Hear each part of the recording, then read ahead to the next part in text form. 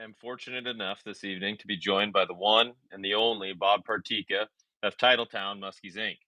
Bob has quite the history with Green Bay Muskies and a ton of involvement, and I cannot appreciate him more for taking the time to be with me tonight. So thank you, Bob. It's an honor. Really, Thank you. Appreciate it.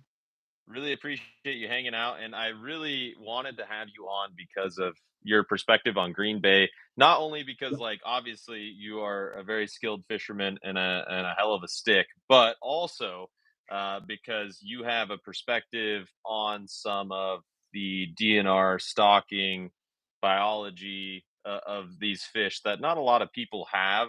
Mhm. That I think is really valuable and really insightful because, like, I'm just a nerd and I want to learn as much as I possibly can about these fish because I feel like the more that I learn, the easier it is to catch fish. Brady, what's up? I just pulled this out a second ago to talk about it later, maybe. How's it going, dude? Hey, Brady. Good to see you, brother. Hope But all is well. yeah, so thank you so much, Bob. I got distracted there by Brady, the beast from out east. Oh, yeah. But so from your perspective, I don't want to talk too much here, but from your perspective, like what are some things with Green Bay, like the history of Green Bay, kind of through your eyes, like when you started, um, kind of working so closely with the chapter, how the fishery was when you kind of began, and kind of where it is today. Sure. Well, for those who don't know, everybody knows that Green Bay's got some big fish out here, and it's just a lot of water. We got 1.04 million acres, so essentially we've got Lake of the Woods right in our own backyard here. But you can catch fish everywhere, and that's one thing that I'll touch upon later if you want to make a note of that. Differences of fishing out here, just the mindset versus inland fishing. It's completely different. But we can get into that a little bit later. But these muskies are native to the area. Um, they were fairly abundant up until the 1900s. Around the early to mid 20th century, they were almost completely extirpated, almost completely wiped out due to pollution. There's a lot of paper manufacturing around here, which uses a lot of chemicals, PCBs, things like that, that leach into the water or get into the water and leach into the ground, into the sediment, and kills off a lot of the vegetation and the habitat for all species, really. But muskies were um, especially impacted by that. And I'd say by the mid 20th century, they were almost completely wiped out. However, in 1989, the first Muskies Inc. chapter in Green Bay was approached by the DNR and the state to help out with a reintroduction program that they were looking to do. Again, these fish are native, but they were almost gone. So we wanted to see what we could do in order to get some fish back in. And number one, we had no idea if they would even survive. At the time, I know the first president of the Muskies Inc. chapter back then, Dave Mann, came to our chapter last winter and did a great presentation on the old days, and he says back then the guys in the chapter, most of those guys were fishing up north, northern Wisconsin. Even though they lived in Green Bay, they were adamant against wasting money. They figured it was a waste to put money into stocking the bay. They said you'll never see a muskie out here ever, ever, ever. It's just a waste of money. Well, they still moved forward, and they were adamant that they wanted to move forward with this. So they got some broodstock fish from multiple places, all Great Lakes spotted strain muskies. They So were got some those from Michigan. were Yep, those originally from the bay then? Those original broods, or were those Great Lakes fish from a different location? Great Lakes from different locations. We got some from the Michigan DNR as well as the Ministry of Wildlife from Ontario. We got some fish from, I believe, Lake Huron, as well as the Indian Spread Chain, which is in Lower Michigan, but it's got access to the Great Lakes. And those fish were actually brought back here and transplanted, and um, look where we are now. So we've got a really, really healthy fishery. It's a work in progress. It's a success story in the making. Is how I term it, because things are really looking. There's a lot that's going on right now as far as habitat restoration, improved stocking efforts, getting smart about where we're actually stocking these fish, and I think that the future looks very, very bright. So So that's where we're at now. But we can get into like a lot of the programs that we're involved in as a chapter for Titletown Muskies Inc. here in Green Bay. And so as far as like when I started fishing out here, I'm not originally from Green Bay. I've lived here about 20 years. But when I started fishing out here, I would say heavily, that was the end of what people consider the good old days, where it was tough to find a fish under 47 inches out here. Jeez Louise. When their guys were popping, they have 7, 8, 9 fish days or more sometimes. These fish were just stupid and uneducated.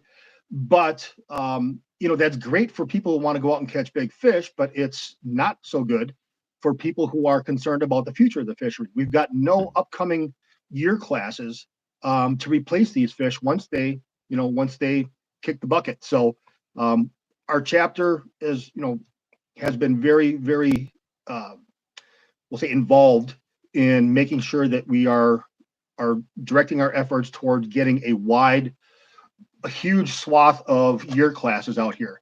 Whereas now, I mean, we got out here last year, I popped 3 fish that were under 30. I couldn't even register them with Muskies Inc.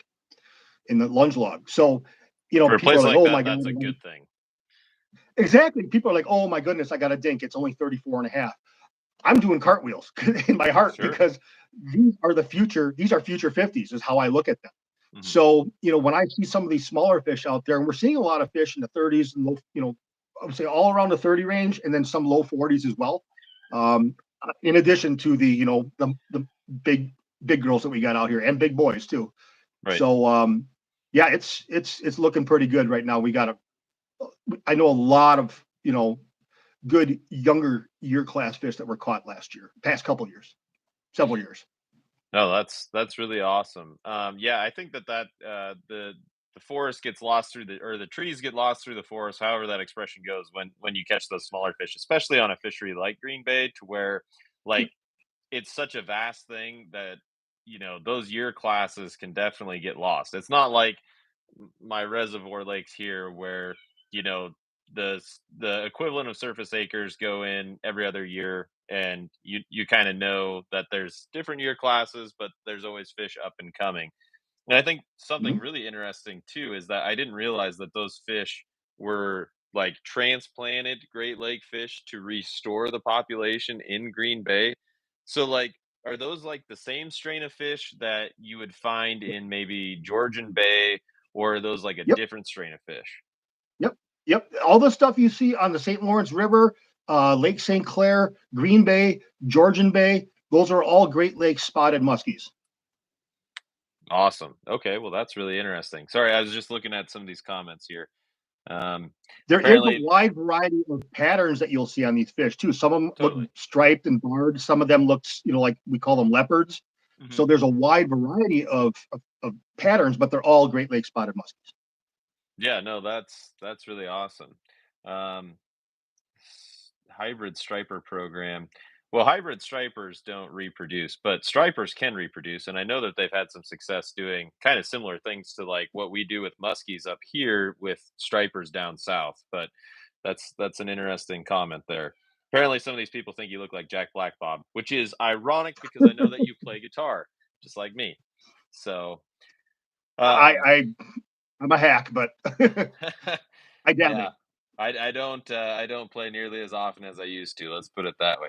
So being so involved with the chapter and being like a chapter officer for so long, how did you kind of start this relationship with the DNR, or like foster the relationship with the DNR, and then kind of move it along to the point to where you were able to really work together to change this fishery? This is a multi-pronged effort. Number one, we've got the DNR, the biologists that we work closely with. And then we've also got the conservation side of the house, which is the wardens and things like that. On the warden side, I'll start there.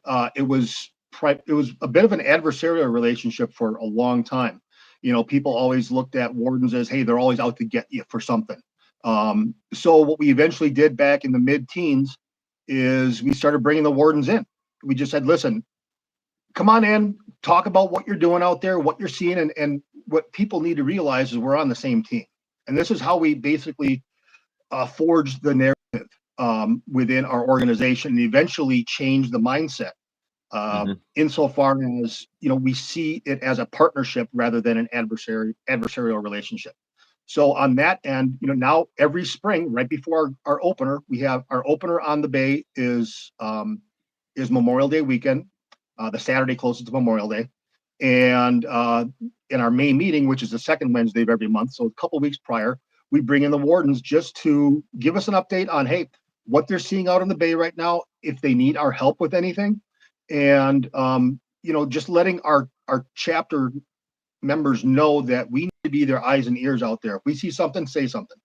Everybody has a right to these fish who's purchased a license, but they need to make sure that they're adhering to the regulations fully. And if we see somebody out here solo trolling with 4 lines, we get 3 lines per person. We see them with 4 lines. That's an unfair advantage that that they've got versus all the other people who are abiding by the law.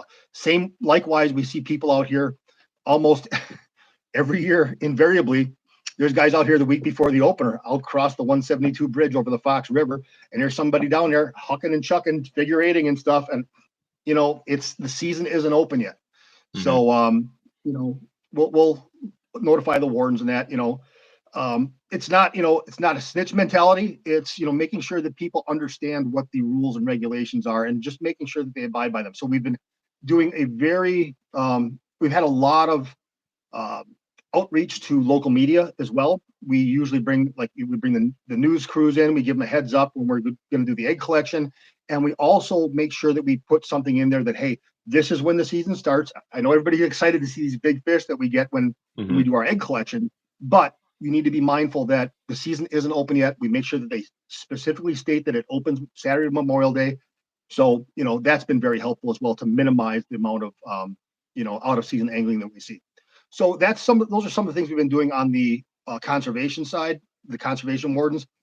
But as far as the actual biologists, we had a recent change probably about 4 years ago. We got a new biologist, the old biologist, who was in charge of all management for walleyes in Green Bay throughout the entire Green Bay watershed, retired. And we had a really good relationship with him. But it was pretty much, hey, this is what we do. We're reaching out. What can we do to help? Don't worry, we got it.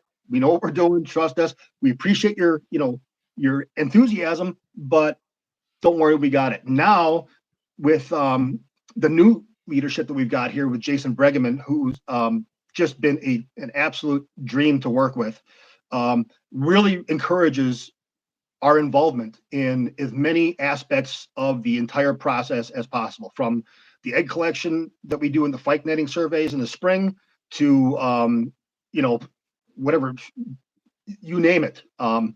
Also helping out with identifying areas for potential stocking out in the bay itself.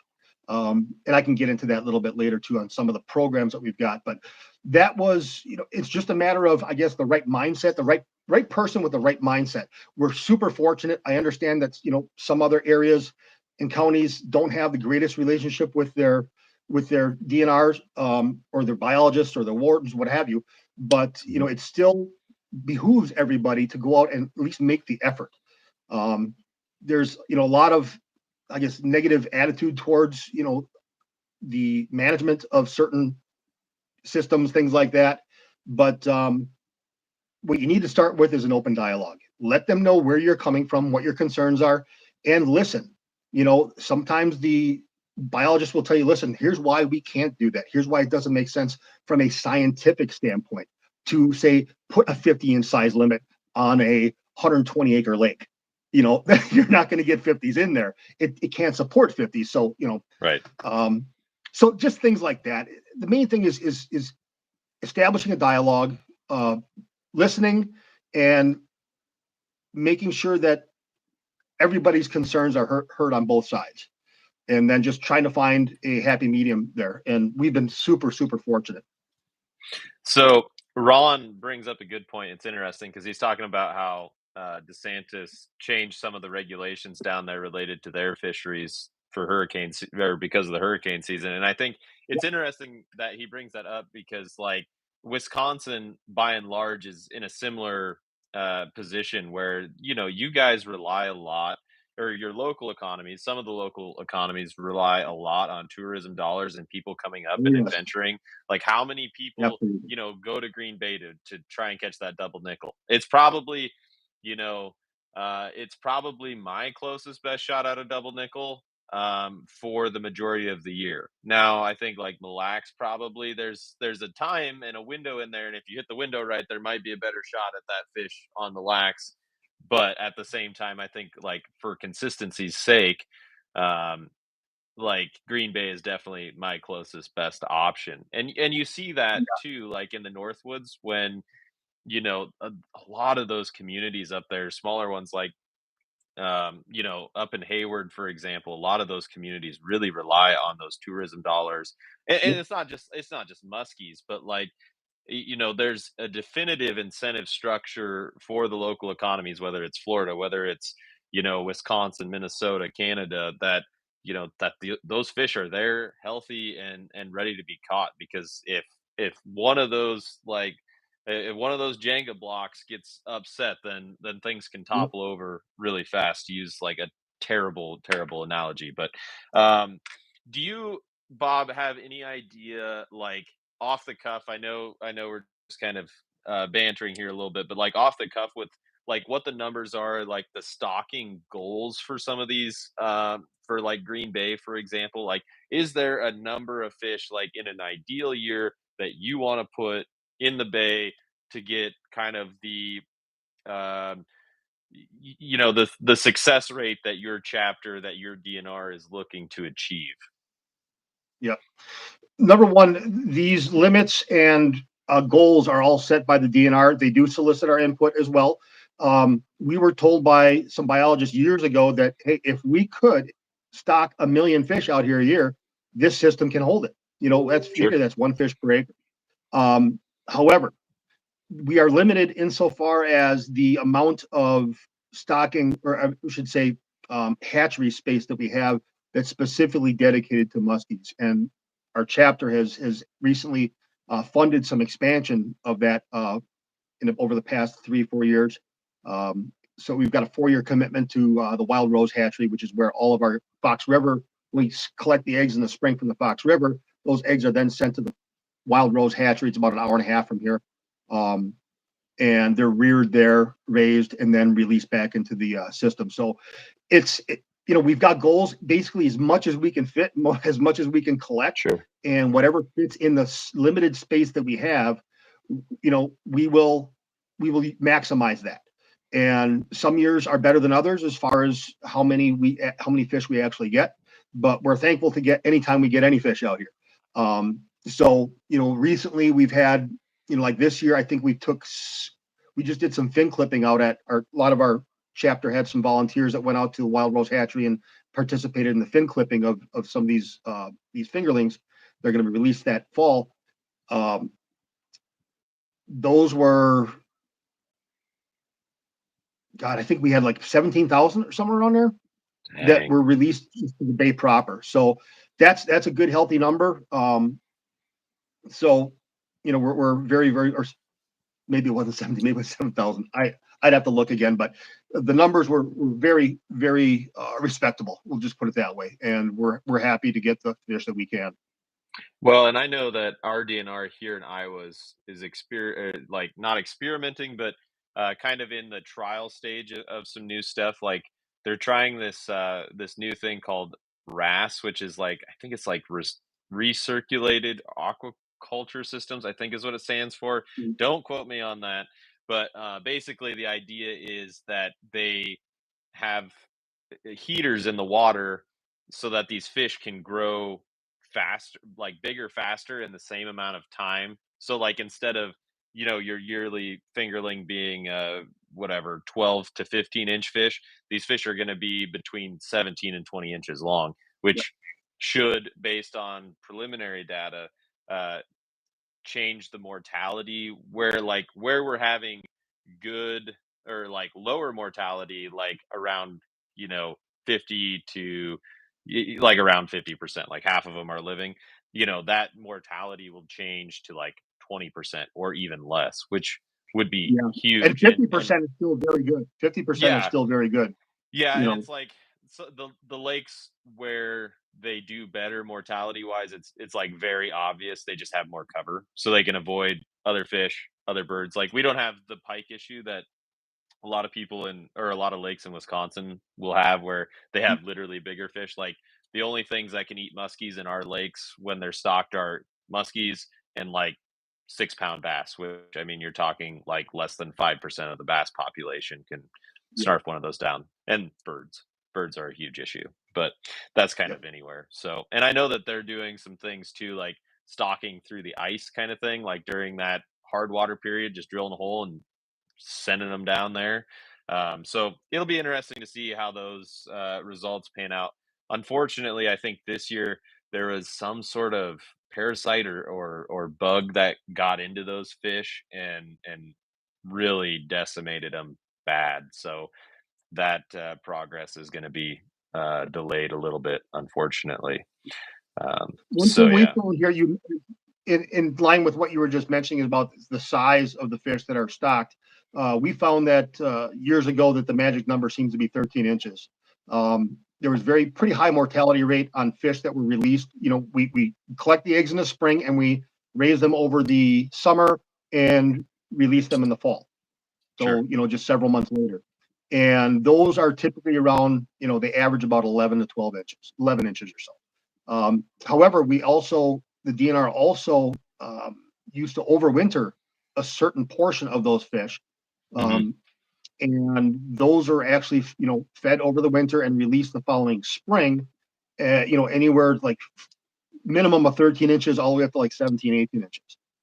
And we found that the survivability went up exponentially on those fish. Again, there's not as many predators out there that can eat fish of that size, but that certainly helped as well. And one other thing I want to mention about the stocking programs, not just on Green Bay but everywhere, what people need to understand is this is an inexact science. There are no hard fast rules that work for every single system across the board. Um, it is a little bit of trial and error, and sometimes things work, but sometimes they don't. What people need to understand also is that these biologists don't live in a bubble. They're also talking to other biologists throughout the entire country. There's an actual panel that is made up of, I think I forgot how many exact states, at least probably like 9 or 10 states, where it's an ESOCID or ESOCID panel of biologists from all over the Midwest and out east a little bit, where they sit around and they just talk about muskie and pike management. So they're talking about best practices and ways that, so they can share information. Hey, here's what worked for us over here. Maybe it would work for you, or maybe if you tweak it a little bit, it might work for you over, in your system. So there is a lot of communication that's going on behind the scenes that a lot of people really aren't privy to, that they need to take into consideration. And these biologists, they know what they're doing. They're trained scientists. And again, it's not an exact science, but we are well on our way towards making some great. We've made a lot of great improvements over the years, and we're looking forward to more improvements as we move forward. Yeah, no, that's totally awesome. Ron, to answer your question, the warmer weather has kind of extended the bite, but I think the rubber band's going to snap back this weekend because we're going to have some really cold weather here soon. That's going to really change things in a hurry.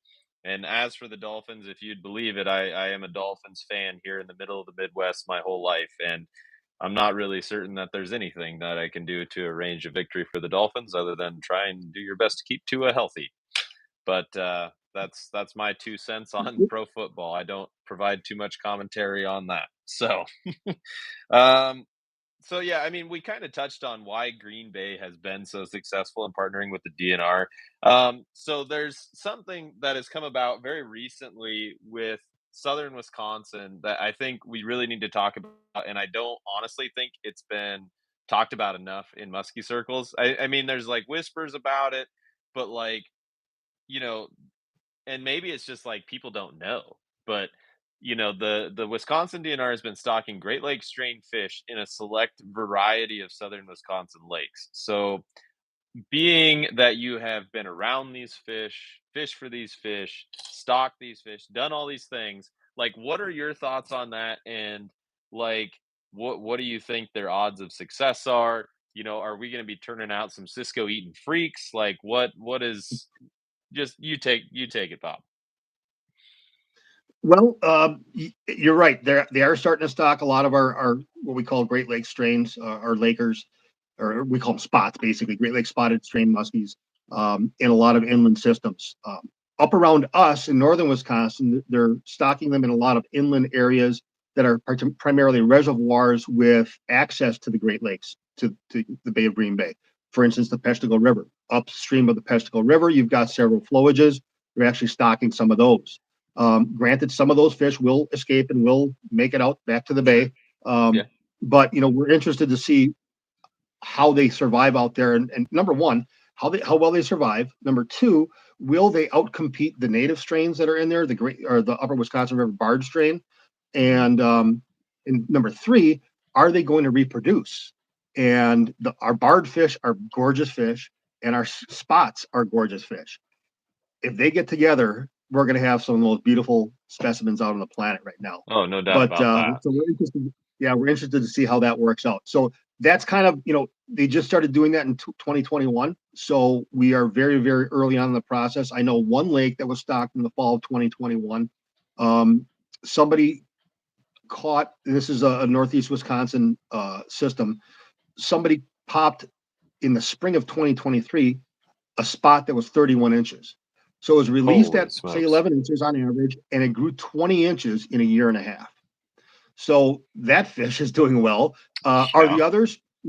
I haven't really fished that system much at all, so it's tough to tell.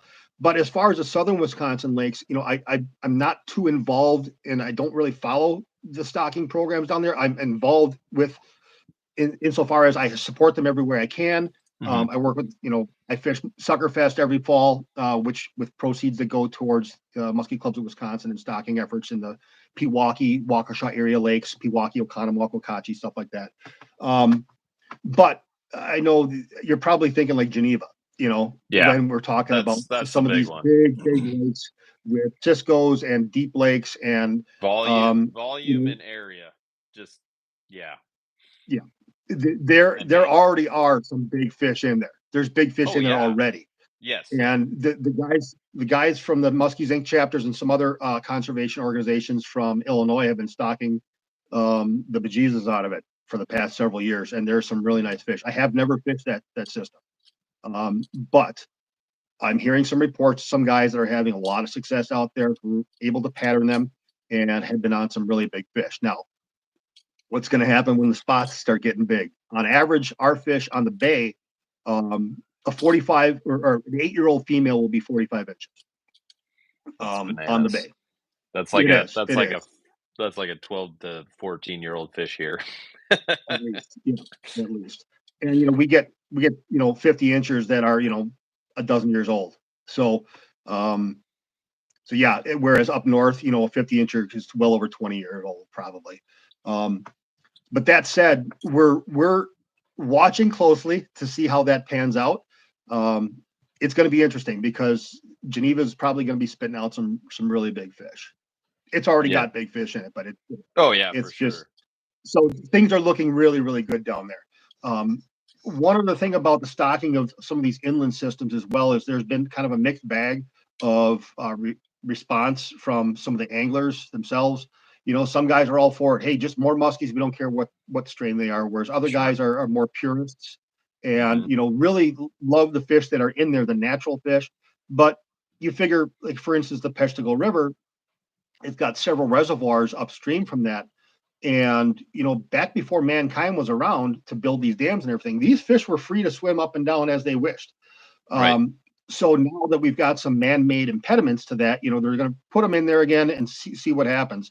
Um, so, you know, are they going to survive and thrive, or are they going to, escape and make it back out to the bay? Or there's going to be a bunch of fish that are going to do well no matter where they're at. They're apex predators. Sure. And I don't care what strain it is, they're an apex predator in any system that they're in, and they're opportunists, and they will make the best out of every situation you put them in. Well, and if those lakes are kind of like the ones that I have around here, where the bait to predator ratio is generally weighted more towards the bait, like, uh, like more predators isn't necessarily going to be a bad thing in those systems. I guess just from my personal experience, from like my own little microscopic view from fishing our lakes and just kind of seeing the ebbs and the flows of bait and how that changes from a year to year basis. We've Dean, seen to that. answer, sorry, I'm Bob, sorry. go We've ahead. got a local, we've got a lake here, not too far from Green Bay. It's a good day trip, but um, it's a smallish lake, and they've been stocking that. It's all stocked fish. They Sure. initially stocked it with tiger muskies back in the early '90s because the Lake Association was all the panfish in there were stunted. There's Hmm. tons of them, but they're all stunted. So, what can we do in order to improve that? DNR said, hey, we can put some tigers in there. They'll weed out the weak. The strong will survive. And you know what? These tigers will die off in another 8-10 years anyhow. So, hopefully, the panfish will come back around and by that time, and you won't need to stock it. Well, actually became a little bit of a destination lake for people. Sure. So they decided, well, it's doing well for the panfish. Let's stock some other strain in there, not tigers. So they started putting the barred strain in there for several, couple decades now, and they're doing well. And they also recently put some spots in there too. So we'll see what happens. I've said it for years, but the fisheries that I fish in Iowa, there is a very specific and interesting connection between the healthiest fisheries that kick out 14, 15, 16-inch crappies, 5, 6, 7 pound bass. They have one thing in common, and that thing is muskies. The muskies are in Yep. there to weed out all of the stuff that shouldn't be in there or is too weak to make it function appropriately.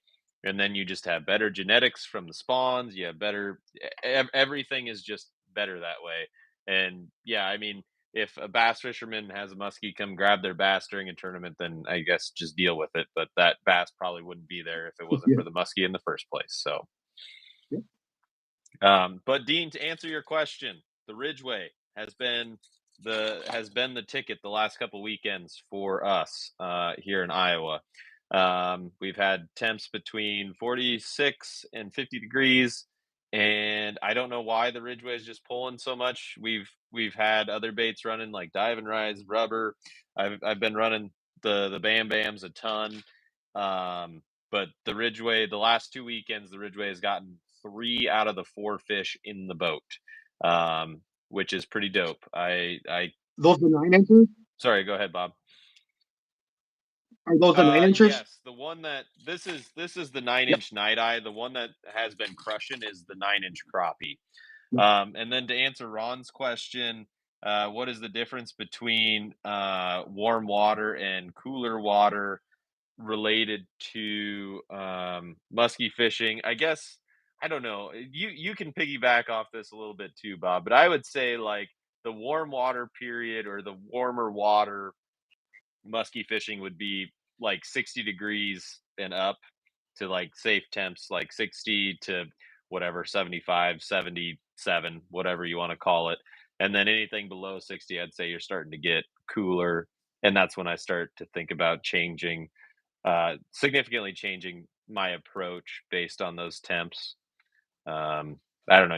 You've been doing this longer than me. Any thoughts on that? We do the same thing, same exact thing, and you're spot on. Is once we see water temps start to drop, what we look for here in our neck of the woods is a lot of our lakes turn over as well. Yeah. Whereas you've got the cooler, denser water on the bottom all season long. If you look on your 2D sonar, you can see it. If you're in a say a 50-foot deep basin, you can see 24 feet down, everything's dark down there. Looks like a whole cloud down there. That's the cooler, Hmm. denser water. Well, eventually the water, as the air temperature cools, the warmer water up top eventually begins to drop in temperature as well until it reaches the same temperature as the water on the bottom and it flips over.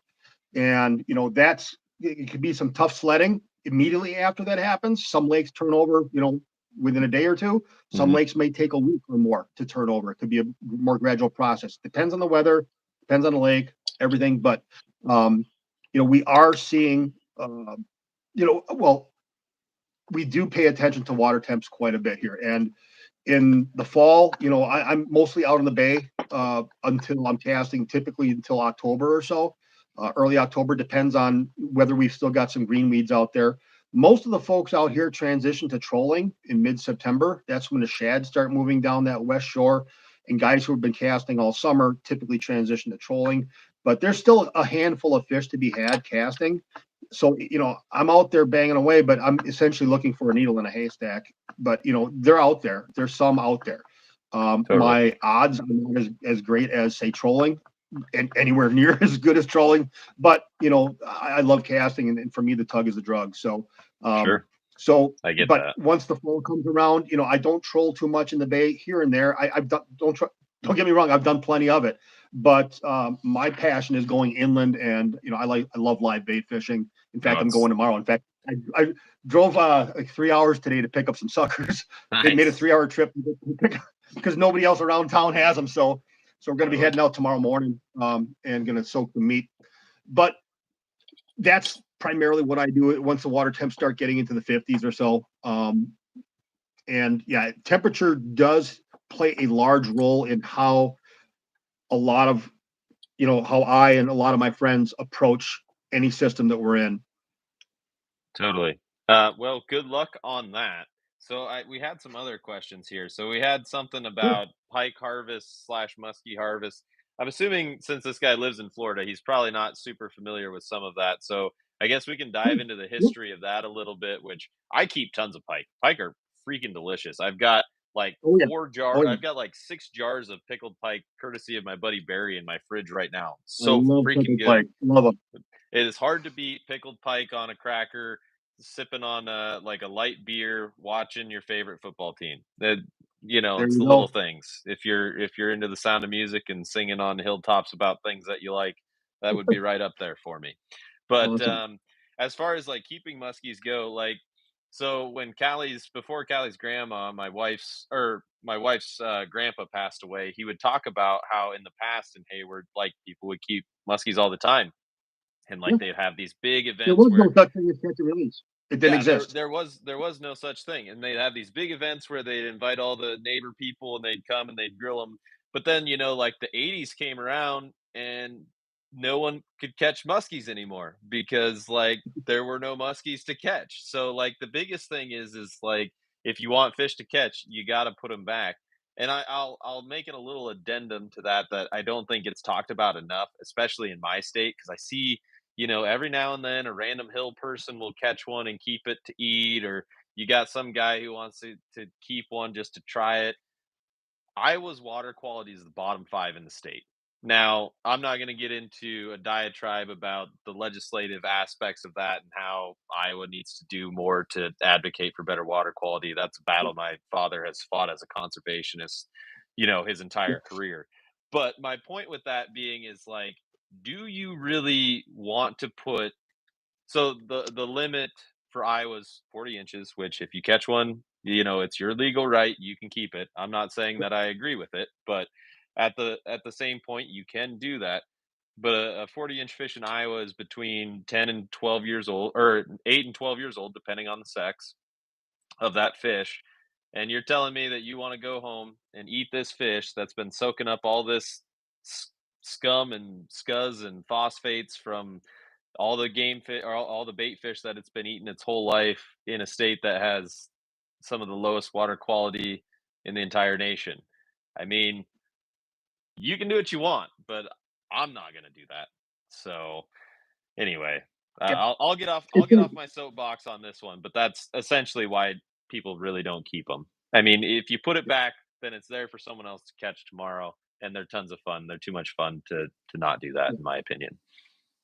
Personally, I don't keep any fish. I don't, and all I fish for is muskies these days. For the past, I don't know, 8, 12 years or something like that. But here we've got a 54-inch size limit on the bay. I would love that in And Iowa because no one would ever get there. That just started in 2014 or 15. Sure. We actually, as a chapter, lobbied heavily to get that bumped up. It used to be 50 inches, but there were a lot of people harvesting 50 inches. So, Yeah. and at that time, like I said, there weren't a lot of sub 47s around to take its place. So Right. that put a little bit of a dent in the population here as well, but we got it bumped up to 54. And 54, that's a giant anywhere. I don't care where you're at, whether it's Vermilion, St. Hmm. Lawrence River, Totally. you know, Mille Lacs, doesn't matter. 54 is a donkey. So, and those are rare fish.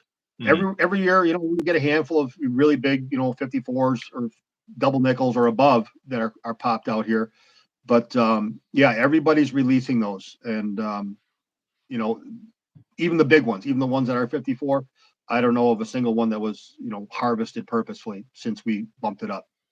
Totally, and, like, that's the biggest thing is, like, if you are wanting the trophy to go on the wall, there are so many good companies that do replicas that do fantastic work, which is Absolutely. actually at times cheaper to do the replica than the Yeah. skin mount anyways, and Yeah. they look 10 times better, I mean, the best skin mount that I've ever seen is my, Callie's grandpa, his PB, that was like back in I don't even know when, before replicas were a thing.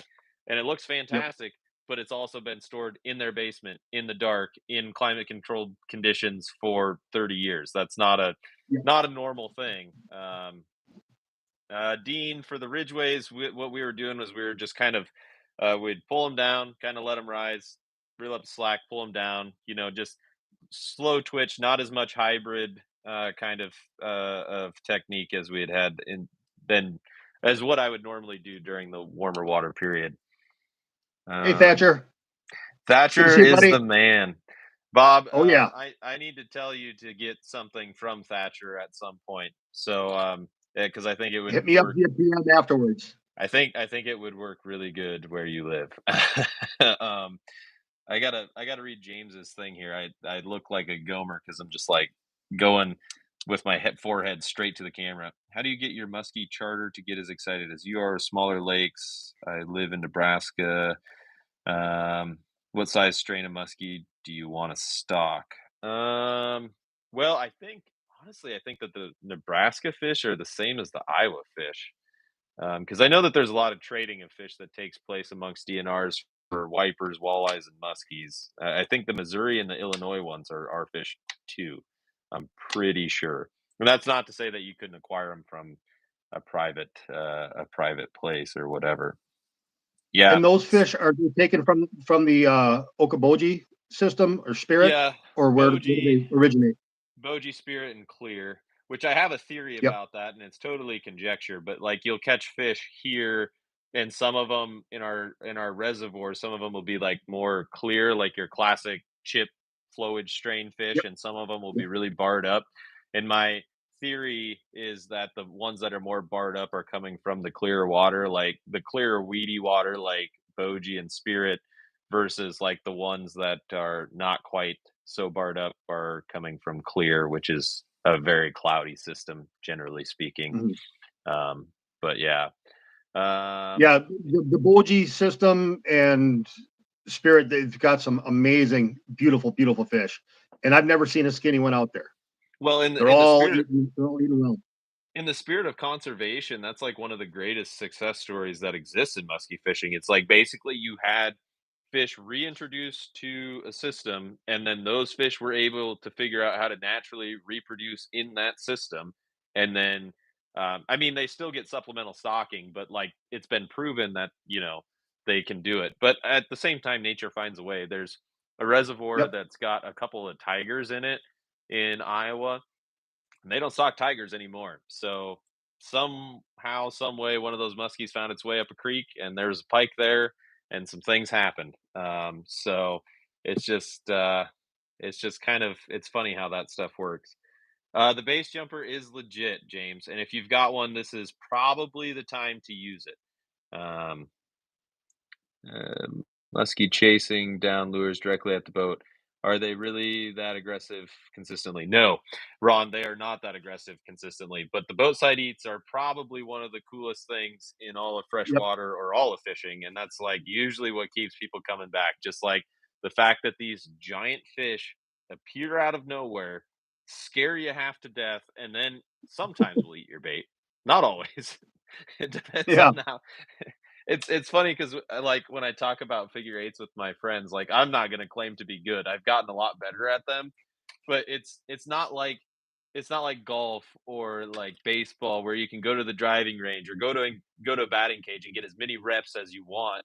It's like you have to be on the water to get the reps, and you have no control over how good of a day it will be to get the reps that you want to get better at the thing that it's hard to do in the first place. It's just it's like it's just bad math really when it comes down to it. Exactly. And that's why everybody, you always hear, you go on the Muskie forums on Facebook or where have you, and you get a lot of newer guys coming in. Hey, I just started muskie fishing. What's a couple of tips you can give me to, you know, accelerate my learning curve? And, there is no quick, fast answer. It's time on the water, but Time on the that's water. half of it. What it is, it's time on the water with intent. That's a And, fair point. just going out on Green Bay and casting the shark fin, it's a big shoal out we've got out here that is Mhm. known for producing donkeys from August to mid-September. Going out there on opening weekend, it's a fruitless endeavor. The nearest muskie could be 8-10 miles away. You don't know. There might be one up there. You might luck into one, but they're just not there in any appreciable concentrations. So going out there, you could go out there, spend the entire Memorial Day weekend, 10 hours a day, 30 hours that weekend, you know, Saturday, Sunday, Monday, and never see anything. Well, I spent Mhm. time on the water. Sure, you did, but it wasn't time well spent. You need Right. to understand the fish migrations, things like that. And that just comes with number one, time on the water with intent, but also fishing with others who have got more experience than yourself. And I mean, I don't claim to be, anything when it comes to Yeah. fishing, but I am where I am today because I had excellent mentors, people who kind of took me under their wing when I first moved around up to Green Bay and actually showed me, what's going on, how to approach the system, not just how to think about it. Mhm. Again, based on certain bait fish migrations, certain seasonal patterns, weather, things like that. And eventually, the more time you spend out here, the more you put these puzzle pieces together and things start making sense. Eventually, you're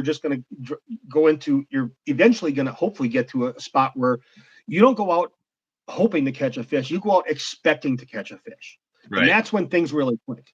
When I go out, I expect to catch a fish or at least have a solid shot at a fish out on Green Bay. Doesn't always happen, trust me. Don't get me Mhm. wrong. Sometimes Mother Nature and the fish just aren't cooperating, or I might not be doing something right. But um, you know, I go out there with intent, and my goal is to get fish in the bag.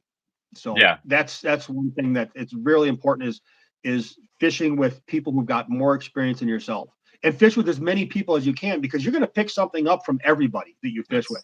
That's I I get 100% guys correct. reach out. I had like 40 something guys reach out to me. Every year I get guys reach out to me. They want to come out and fish the bay. I'm not a guide. That's one thing I want to impress on everybody here. I'm not a guide. I'm a weekend warrior.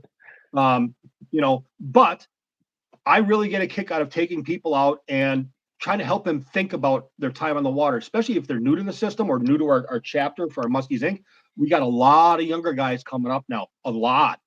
And that's something we've been focusing on heavily is making sure that we're getting a lot more younger folks in because they are the future of the chapter. And those are the people who are going to be carrying the torch after we're gone and making sure that this system is preserved for future generations. So, I take as many people out and try to help them understand what's going on out here and why we're fishing where we're at, why we're throwing what we're throwing. Mhm. And, based on sometimes wind might change. Okay, now we're going to move because of X, Y, and Z factors. So, that just comes with experience. Yeah, I couldn't agree with you more. Like in this sport, the one of the few consistencies in this sport is just that iron sharpens iron. We talked about it this weekend. Like Yep. fish with people who are better than you or you think are better than you because that is the fastest way that you will shorten that learning curve. And unfortunately, like I was listening to the Muskie hunks recently, and I have to very respectfully disagree. I don't know. I think it was Owen who said that that you can't pattern muskies, and I could not respectfully disagree with that more because I think that muskies are very patternable. They're just not very receptive at times to what you're doing. Like you have a good example of that with like you brought up the shark fin. Those fish show up to that place at a given time at a given point in the year. Like that is a pattern. Those fish are following a bait migration that is taking place at a very Yep, specific time related to exactly. weather, related to moon. I don't know. I don't know the nuances of the shark fin. But what I can tell you from my experience here or in Wisconsin, like there are seasonal movements that those fish go through that again they will those movements shorten your learning curve and they shorten they make your time on the water more productive like what you were saying like your time on the water is more intentional, your time on the water is of greater benefit to you and to those people that are in your boat. I mean, I do the weekend warrior thing, I do a little bit of guiding, but like again it's about those experiences are so cool and just if you can provide that experience with the limited time that you have like that's just money in the bank, that's just fun stuff. So yeah. Absolutely. And thing um is, also, I learned a lot from fishing with guys with, maybe not as much experience out on Green Bay, but they may have some different thoughts of, for instance, in 2021, a buddy of mine from mid Wisconsin reached out. I knew him from the PMTT, but he reached out and wanted to fish the bay and really really concentrate on it from the opener. We're talking fishing tributaries to throughout the summer, casting out there. And we're out there one day and we're throwing our normal stuff, our blades and rubber, and out of nowhere he just pulls out one of those, I think it's called a jerk master. It's like 9 inches long. It's a Livingston. oh, okay, And like a twitch it's like similar to like it's a Livingston's big Ridgeway. it is, it's a big twitch bait, minnow style bait with a lip on it. Doesn't get very deep, but he's out there and he's ripping and throwing, and I'm thinking to myself, what's this guy doing, you know Hmm. blades and rubber. But um within just a few casts, he pops his PB of 49 and 3/4 on that. That's And awesome. that made a bill. Thing is, these fish out here will eat, we throw blades and rubber because we catch a lot of fish on blades and rubber because that's pretty much what we throw out here is blades and rubber. Hmm. But I mean, I've caught fish on dive and rise, bobby baits. You can catch them on glide baits. You can catch them on top waters. You name it. But Hmm. it's just that what I'm looking for is the highest percentage hookup bait possible out there, which is why we throw a lot of blades. And Yeah. because that one, you may only get one opportunity for a fish out here, only Hmm. one in say a 14-hour day. But that one fish could be the fish of 10 lifetimes. It could be a 57. You Yeah. don't know. So you want to make sure that you maximize your opportunity and the chances of actually getting that fish in the bag. So that's why we throw a lot of blades out here. Well, and it's just an efficiency game too, which you are bringing up an Cast interesting per hour. juxtaposition, because like you have this situation where there's a lot of people doing the same thing, and to be different is to probably be to your advantage. But like from my experience fishing in Canada, for example, we're covering a lot of water, we're doing a lot of things. The stuff that I do here in Iowa or in Wisconsin, where I'm targeting very specific areas where I know that there is very likely to be a fish, and I'm doing very specific things to trigger that bite. I can't do that in Canada. Like I'm not gonna go. We're not gonna travel these random weed beds, and I'm not. It's just it doesn't make sense for me to be snapping a deuce as hard as I can for 12 hours, hoping to locate active fish. Now, if we get Exactly. lucky, which is what happened this summer, and we come to a weed bed and there's active fish in there, and we know that there are active fish in there, it's like, okay, one of the easiest ways I can trigger these fish to bite that I know of and I know works is to grab a Medusa, snap it through the weeds as hard as I can, and make Yep. them eat something, which worked twice in one day. But at the same time, Yep. it's just not something that you can quote unquote cover water with in the same way that you would a Yep. bucktail. And at the end of the day, it's not worth killing yourself to try and make that happen when you could be working uh whatever, a half mile stretch of water and it might just be completely dead space because for whatever reason those fish aren't utilizing that particular spot or that particular weed bed at that time. So I don't know. I hope that makes sense to people, but that's just something that I've kind of found through Oh my yeah. time. Mullet run. Yeah, I mean, yeah, the it's totally the same thing up here. There's just patterns similar to your snook and tarpon and all the things down south. The seasonal progression is definitely a thing, and your patterns and your presentations will change in accordance to that as well. So, um, yeah, I don't know. So Bob, like how was the season this year? For me, I've said it a few times now. My season was really up and down, kind of like feast or famine at times. What was it like for you on the bay? Well, our opener was cut short. We had weather. We had like 30-mile, 40-mile-hour winds on 2 of the days. So Oh that wasn't, gosh. we managed to get some fish in the boat. But Sunday and Monday were just really tough sledding. But after that, we'll typically stay on the Fox for a little bit on the Fox River here in the tributaries. And just so people understand, these fish, the muskies on the bay system, a good portion of them move into the tributaries where they were stocked. And the Fox River has been the most heavily stocked area throughout the entire Green Bay watershed. And so we've got a lot of fish coming in there every spring to spawn. Um, so those are the fish that we're targeting. We're not targeting spawning fish because the fish that we're going after typically, most of the spawn is already done by the time the opener comes around. And that's why we have it so late, that Memorial Day weekend. The vast majority of the fish have already spawned and have slid out and or are just roaming some of these flats and shorelines and what have you, just looking for meals. So we're there to give them to them. But so we'll fish the Fox until these fish slide out. Most of the fish leave.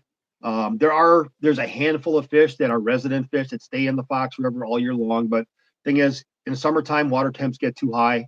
Once they start getting around 77, 78, you really don't want to be targeting these fish because, especially the big ones, because they are very fragile, and that warmer water temps and big fish do not mix.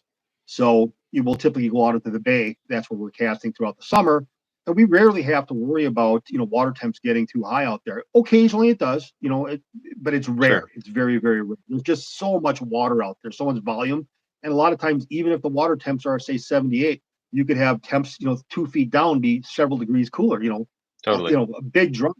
So, you know, it's kind of deceptive sometimes, but like I said, it's such a huge volume of water that we typically don't have to be concerned about it. But there are, guides do pay attention to that. And if the water temps are creeping up there, I went out with Kyle Tokarski this past summer, and he was telling us he just recently canceled the trip because water temps were getting a little too high, and he called them, "Hey, we'll be happy to reschedule, but I just, in good conscience, we can't go out there with these high water temps." So, Totally. um, so as far as the season has gone, unfortunately, mine was cut short. Where I really, really focus is like in September. Um, that's where I typically do pretty well. That's when I have very little competition out there. Like I said, most of Sure. the guys are trolling, so I tend to cast a lot. But I ended up getting COVID pneumonia, so I was out Oh for no. almost 6 weeks. Kind of shot everything there. So, and I've only been out a handful of times since. Just got my boat back Thursday. It's been in the shop, and I still need a new trolling motor. But I'm going out with a buddy tomorrow who's kind enough to take me out to scratch that itch. But my numbers, obviously because of lack of time on the water, have been way down. But Mm. we've been moving and seeing some fish, pop some 50s, and it's been. I'll say it was a good season. I'm very fortunate, very thankful, and we're blessed to have such a fishery here. We really are, and to have it in my backyard, it's just I just tell people I can never move now Fair because enough. Fair why would enough. why would I go anywhere else? And that's same thing with people always, hey, let's go up to Canada. Why would I understand it's wilderness and everything, but why would I go up there when I've got this in my backyard? So nothing against Canadian fishing, gorgeous scenery and everything up there and lots of big fish. But so the season, last year was on fire. But one other thing about this season too is that because I think somebody mentioned early on in the chat about the weather, warm weather, things like Mhm. that. We had a really, really early spring this year. In fact, Yeah. When we do when the DNR does their egg collection, I think it used to average around like May, like in the second week of May, like May 11th, 13th, 14th, somewhere around there on average Hmm. for the past, say, 10 years or so. This year was the first year they actually did it in late April. That's how quickly things warmed up here on Fox and some of the other tributaries. So that meant that when we went out there for the opener, almost all, not almost all, but vast majority of those fish had Sure. already split. They're gone. Hmm. They slid out and they're out in the bay, you know. So, Where do you think that and those fish go? Do they just spread out? Because like it's this big thing in musky fishing where people are like, oh, the fish on the bay disappear for a couple months. Like no, like they don't. where do you think that they go, or what do you think that they do, or do they just spread out so much that there's just really no conceivable way to target them efficiently? Like, what are your thoughts? There are specific, we'll call them thoroughfares, that these fish use on their way out of these tributaries. Usually, they're very somewhat close to the. Some of these areas are somewhat close to the mouths of these tributaries. You might see some reefs or something out there. A lot of times, it's a physical impediment, like coming out of the Fox River. Hmm. You go out, out of the Fox River, out into the lower bay, and you've got, there's a man-made chain break wall called the Cat Island chain.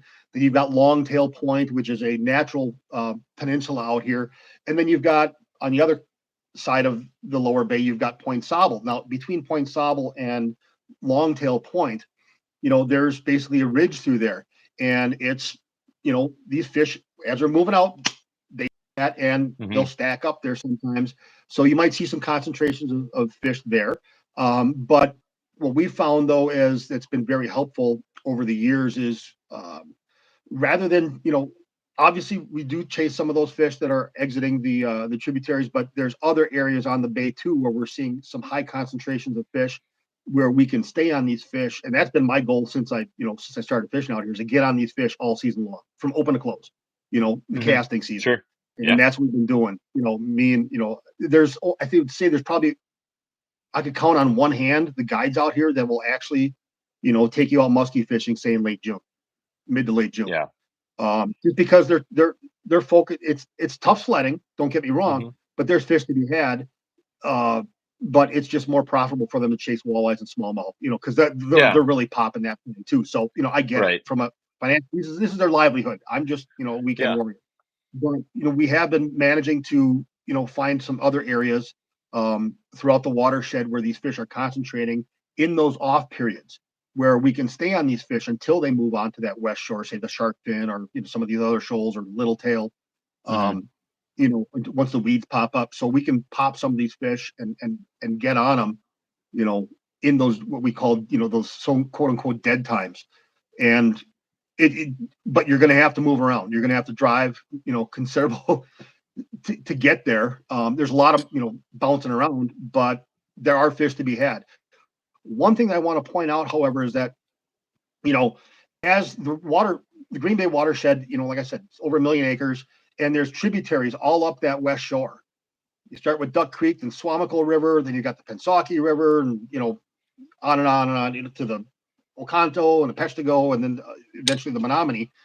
And the further north you go, a lot of times those fish are usually sometimes a week or maybe even 2 weeks behind in the spawn because the water is so much Oh, cooler up there than it is down sure. here. So Yeah. what we're able to do is we're able to tributary hop, keep going north, north, north, and stay on these fish in some of the tributaries. So that's one thing that we found that it's been very helpful to stay on these fish. But again, back to your initial point, there we have identified some general thoroughfares that these fish follow, but again, do all of them follow these? No, and it's you're not going to see fish in the same concentrations as you will say in the tributaries. So that's kind of how we approach things. At least Yeah. how I No, do, that's and my crew. I got a crew of guys out here that we before the opener even starts. I mean, we're out there at least a week or two beforehand, and we're out there, we're scouting, we're reconning, and figuring out where we are so far, how far along we are in the spawn, so we can, by the time the opener comes around, we're all talking amongst each other, and hey, here's what we're seeing on the west shore, here's what we're seeing on these tributaries, here's what we're seeing up in sure. Door County, here's what we're seeing on the Fox River, and we're bouncing all around, and we're out there checking. So there is work that goes into it, a lot of work. and not just myself, but a lot, like I said, I got a small crew of guys that we've been doing this for several years now. And, it's been very beneficial. Yeah, dude, that's awesome. So, well, thank you for all the info, first off. But kind of like as we're winding down and wrapping up, I definitely did not want to leave without talking about some baits and some things, Sure. staples that you really trust on the bay, that you really enjoy. And then I've got a couple questions with a couple of baits that I have related to the bay as well. But anyway, I'll let you kind of take it because I know that you've got some show and tell stuff for me. And yeah, I'm really curious to kind of see what your thoughts are on some of these things. Well, I'll turn that light off. My absolute number one moneymaker for the opener and on the tributaries is a $17 bait called a Mepps Musky Marabou, single 8, black and nickel. And I just throw a Kalen's grub on the end. Sure. And what is it gives the a deal little extra fun. What is the deal with the white grubs? Like everybody talks about the white grubs on the bay. You've talked about it a bunch. I've had several other guys talk about the white grubs. Like, what is the deal with that, Bob? It works. It just flat out works. And look at, a lot of my guide buddies, every single bait I throw on the bay has a white grub. And I use the 8-inch Kalen's Octagombos.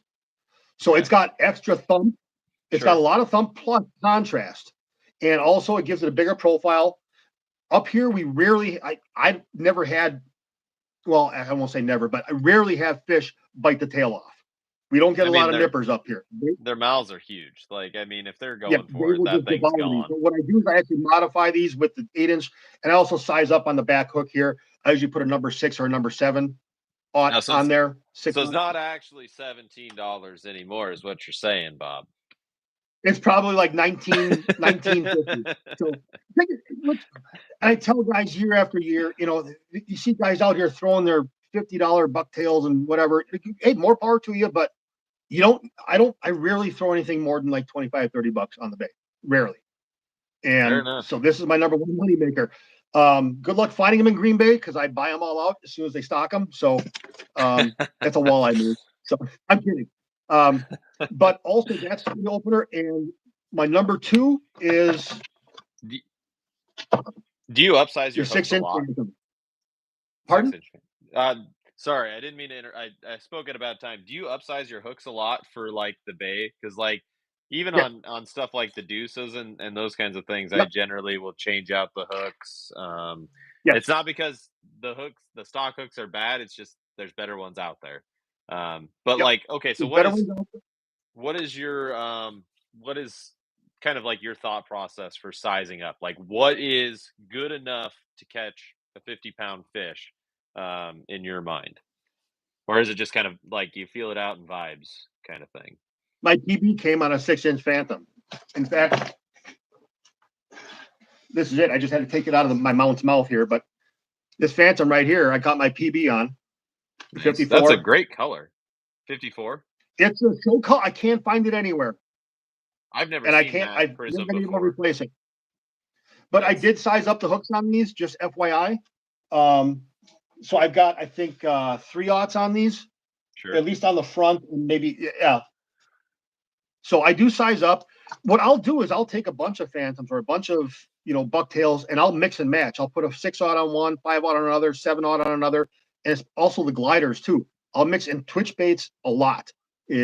I'll mess with the sizes because sometimes I want a lot more hang on, say, a twitch bait. I don't want it to rise as fast, so I'll size up on the hooks, but I also don't want to diminish the action. So that's critical. And there you eventually reach a point of diminishing returns by sizing up. You're going to deaden the action, and you're not going to get that bait to do what you want it to do. But like I said, the 6-inch Phantom is a very highly overlooked bait out here. Almost everybody's throwing blades out here, like especially for the opener. It's probably 50-50 for me now with glide baits. So we typically I have 2 guys that come into town every year been doing for like 11 years. One of my college buddies who lives in Minnesota comes in, and my PMTT partner, Aaron Stack from the Milwaukee area comes up, and the guy in front's throwing blades, guy in the back, typically blades, but might mix it up, and the guy in the back is doing something else. We want the guy in front to have as many opportunities as possible with the highest percentage hookup bait. And then the next guy can follow up with maybe blades, but maybe a spinner bait, a safety pin style spinner bait. And then the guy in back can kind of mix and match and mess around with whatever he wants. So, and we just do that until we figure out what's going on, what's working. Certain colors might be hotter than others. And one thing you got to realize is that, once is a fluke, twice is a coincidence, three times is a pattern. Right. Just because you get one fish on, say, black and chartreuse or whatever, doesn't mean that that's the hot color. If you start moving a lot of fish on that, okay. So there's often times where all three of us are throwing the same thing. We're all throwing a musky marabou or what have you. So It all depends on the year and what's going on. But yeah, the glide baits, very highly overlooked, and I would really recommend them because they're good. They're good show me baits too.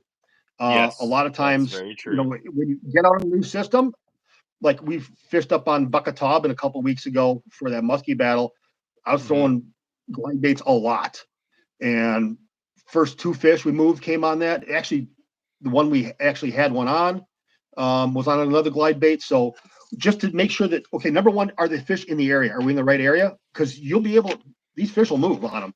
You get to see them. But and then you may have to tweak from there, and maybe move on to something else, maybe a twitch bait or what have you. But it's a good search bait. But as we progress, another thing, another good one, something like this, a MEPS, or not MEPS, but the Booker 700 series. It's exactly what I caught my first muskie on. There you go, 700 right here. This one's got fish on it. So those blades and this, and this is what, 20 something bucks maybe. Yeah. And well, Phantom might be like almost 30, but still, I don't know what those 6-inchers are anymore. When I first started, they were like maybe 22 or 24 bucks a piece. Yeah. I don't know what they are anymore. I pretty much just throw Rusty's glides at this point. I've had my ass kicked enough that like it. I got just, one of these. You won't regret it. I picked up one of those 6 suckers, I think it's called. Yeah. No, and I loved it. God. But for what I was working up in Door County. We're working like anywhere between 7 to 10 feet of water, and looking for fish just roaming out there looking for bait. And I wanted to get it down just above the weed tops. So what I did, I sized up on the hooks on that, and the action on that was just unbelievable. So I threw that quite a bit. Unfortunately, I didn't throw it as much as my other stuff because I mostly throw blades up there.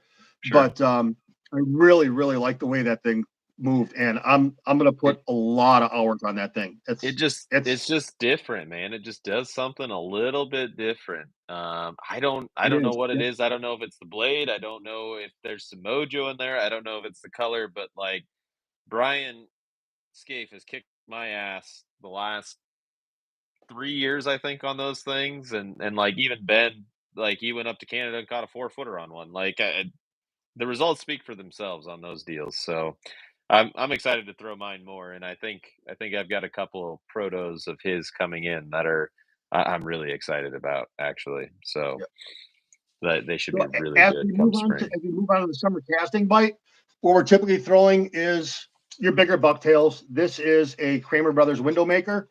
Not sure if you can see, but they come with conspicuity tape on them on the blades. There's reflective tape like DOT tape. But you can see these are just trashed. Fish just absolutely hammer the blades on these and shred the tape on them.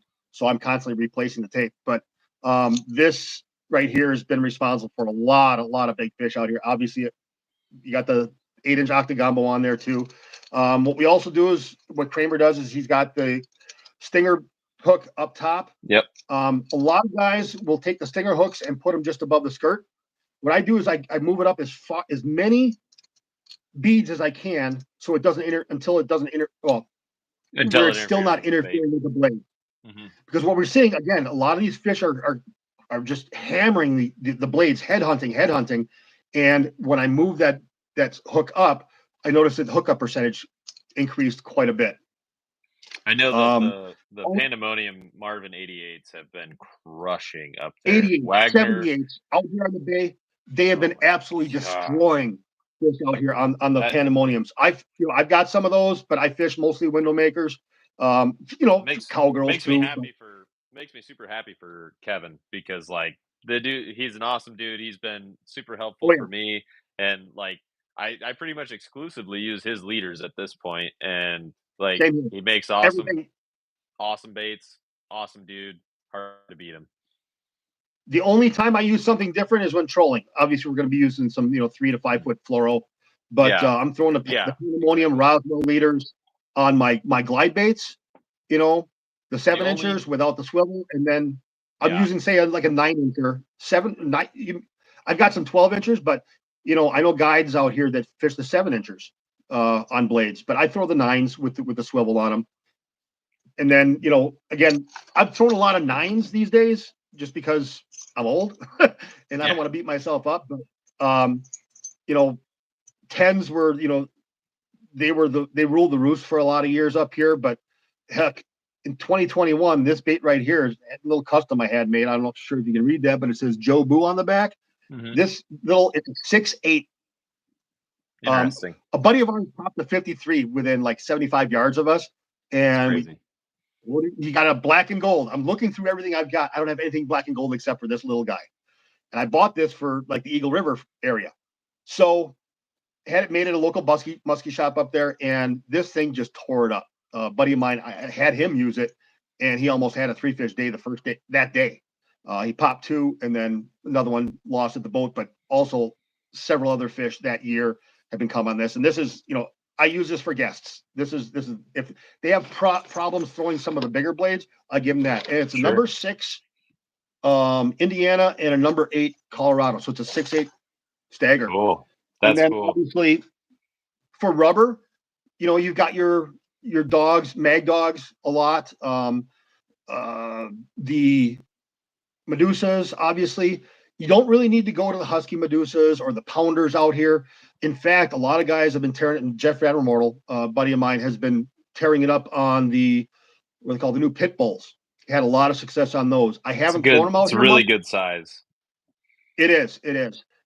So those have been very successful, but also your 10-inch, you know, um, Poseidons. Poseidon. Yeah. It's a lot They of came out thump with on the eight those inches. Poseidons. Yep, and also tune them, bend the head down.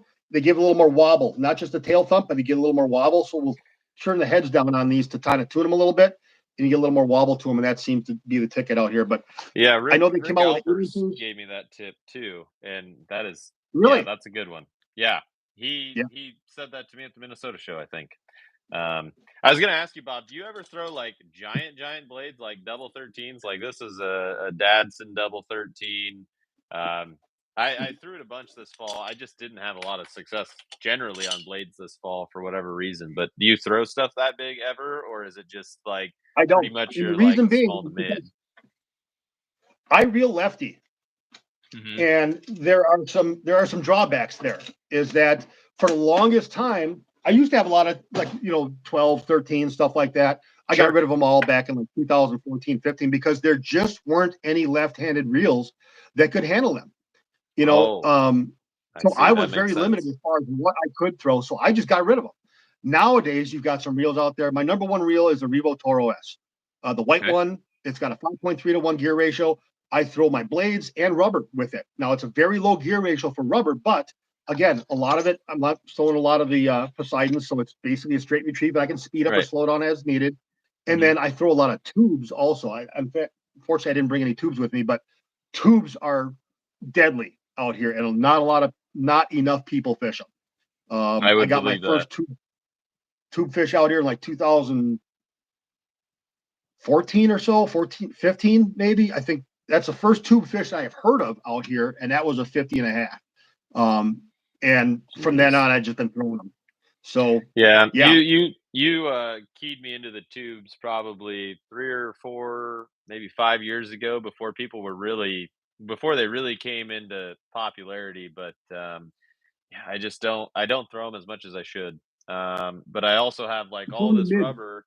I have all this rubber that I'm like confident in that it's like finding a spot where it's like, oh, I would feel so much more confident throwing a tube than I would a Medusa that I've caught, hundreds of fish on, or a bowfin that like would pull fish in the Northwoods when nothing else would react to anything. And it's like, I don't know. It's all confidence. You know how it goes with musky fishing.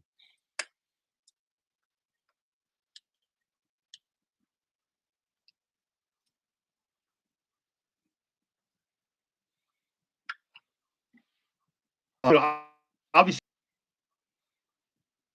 actually visualize exactly what it's doing on the retrieve, and that's important also, depending on where you're fishing. Make Mm. sure you're visualizing what your bait's doing and getting it to do whatever you want. That's a really good tip that I don't think enough people think about because like with the Ridgeways for example, I have such a cop out answer when people are like, "Well, how do you work it?" And I'm just like, "I try and make it look like it's alive." And Yep. I'm sure that response probably means something different to everyone else. But at the same time, I don't really know how else I would describe it. I mean, kind of the traditional JBO like hybrid style retrieve, but at the end of the day, it's not that either. So I don't know. I totally forgot too that like the the Muskie battle and the PMTT. I forgot to ask. I mean, like I didn't even think. I'm just gonna have you on again or something to break down all that stuff. I forgot that you were like one of the OGs with the PMTT and probably have more stories to share than like I have I'm time to not an give on OG, not an OG, but I fished it for a few years and you know did okay. Yeah. So are are are those mostly the baits that you wanted to run down? I don't want to throw off your flow Just here. quickly, just quickly. I know we're getting on time here, but No, dude, you're one good. other thing I want to say is, yeah, I'm not much of a. I don't troll a lot, but for anybody that does troll right here, you're stupid, Shad, super Shad.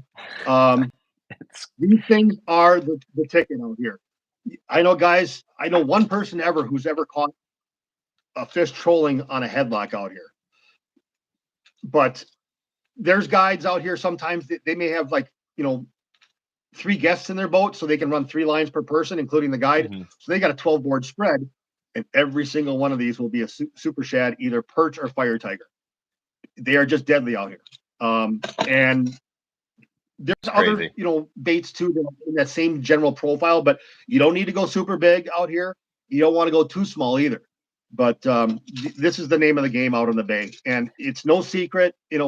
Talk to any guide out here, and this is what they're Mhm. doing. And these things again are what, $14, so Yeah. you can't go wrong.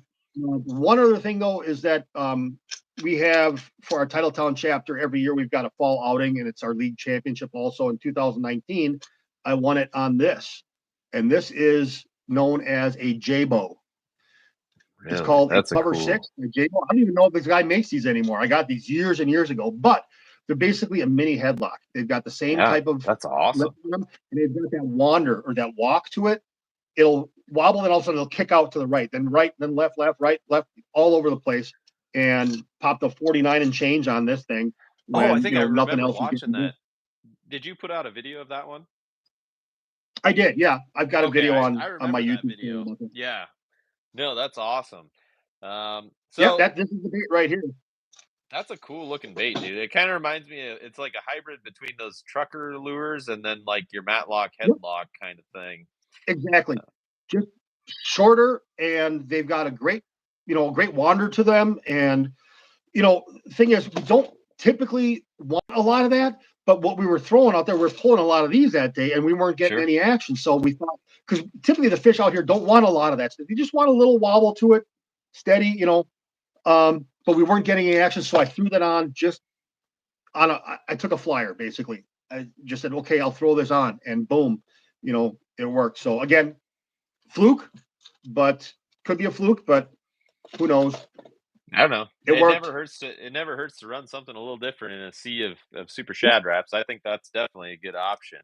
Um, Yeah. kind of as we're winding down here, Bob, like what are your goals for 25? Do you have any big goals set for the coming year, whether that be like conservation, stocking, fishing, whatever, what have you? I'm curious.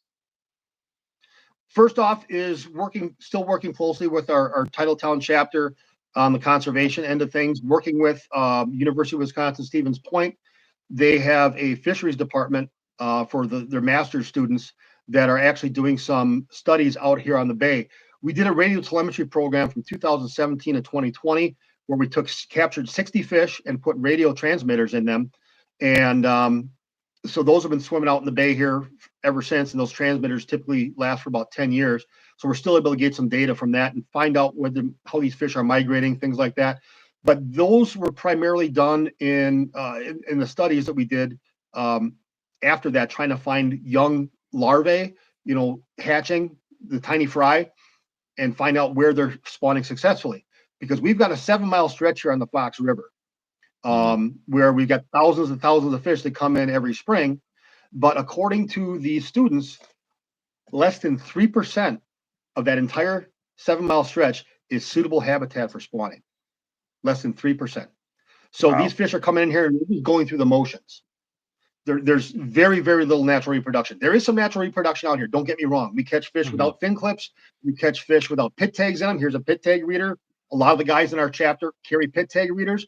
So anytime we capture a fish, we basically turn this on and we just wave it. You can get it within like 2 feet of the dorsal fin on either side, and it'll ping. And then you'll get a number on that. Just take a picture of it. It actually stores the number too. But a lot of our guys are using these and getting more data for the DNR to help them build a database with the more information, the better. So that also a lot of the guys in our chapter, and we're trying to expand it this coming year, whereby guys are actually trained and registered with the state to put pit tags in themselves. So if we capture a fish, we can put a pit tag in them. I know one of the guides out here that I fished with last summer, Kyle Tokarski, they gave him a box or a bag of like 50 pit tags. And the day we went out there with him, he says, I ran through those. So he's got over maybe 100 we got 5 or 6 guys out there right now that are pit tagging fish. So we maybe got, close to 100 fish out there tagged that weren't tagged before. So that's more data that we can get for the DNR. And also, if that fish is recaptured or captured, during the fyke netting, we know where that fish was caught, and, we get some history on that fish. So that first part of the telemetry program was done on tributaries. Now that just started this spring, I've been working with UW Stevens Point, myself and another guide out here, Chris Barch. They want to do some.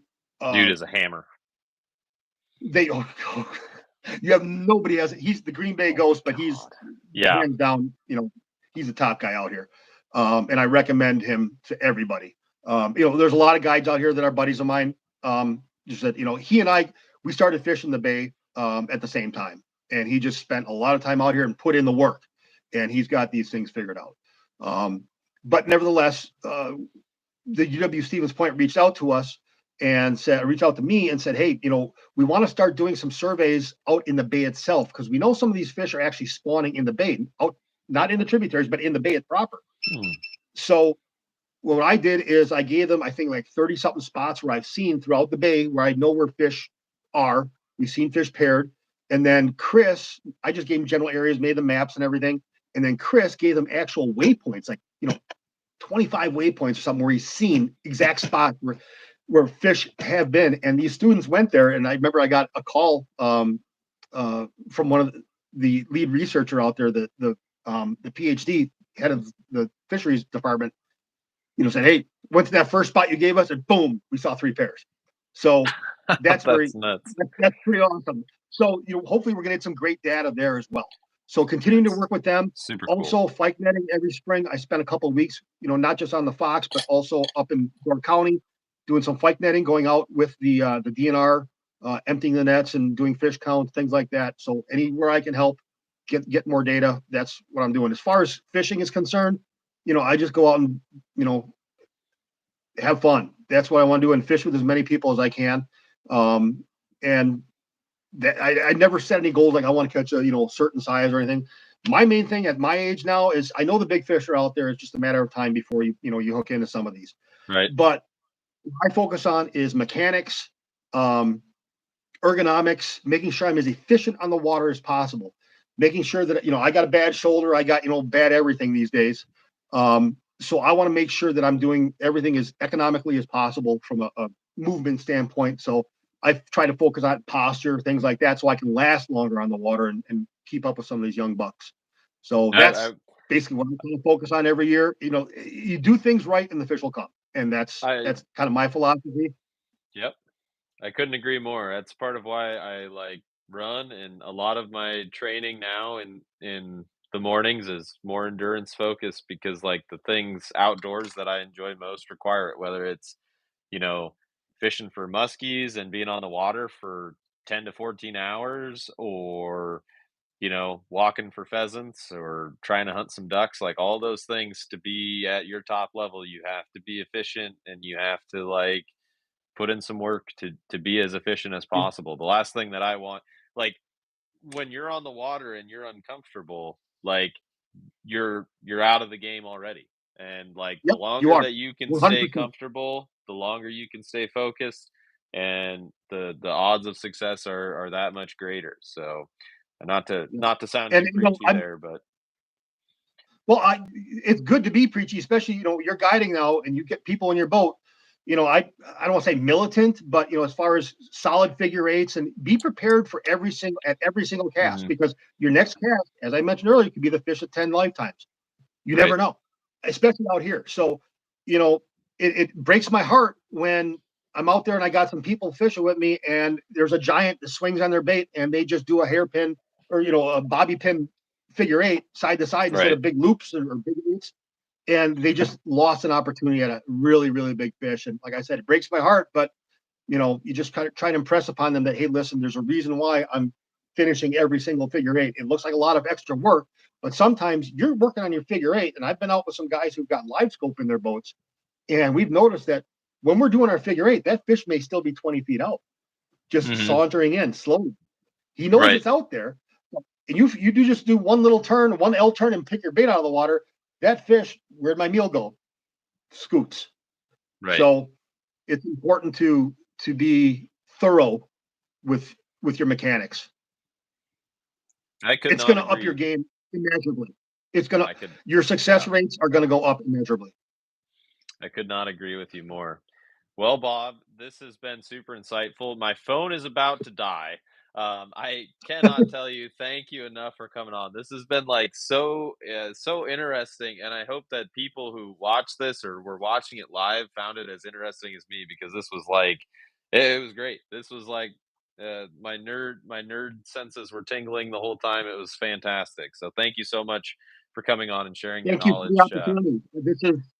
This is what I live for. I love this is my passion. So always happy to talk muskies with you. I know we've talked muskies, a few times in the past, but anytime you want to talk in a little more detail about anything out here, maybe a little more on the fishing side of things, it'd be more than happy to, help folks get kind of a little dialed in, and at least get them pointed in the right direction out here, because it's a lot of water, but it fishes small For if you know what sure. you're doing and you know where to be at certain times of year. And also, I just want to give one good quick shout out to my buddy Ragnar out there, out in Michigan. Just want to say hi. Long time no hear. Hope you're doing well, brother. Yeah.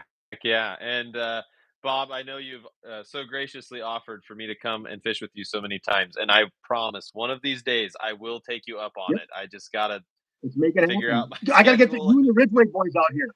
I got to get the Ridgeway boys out here too. So let's Yeah. make it happen.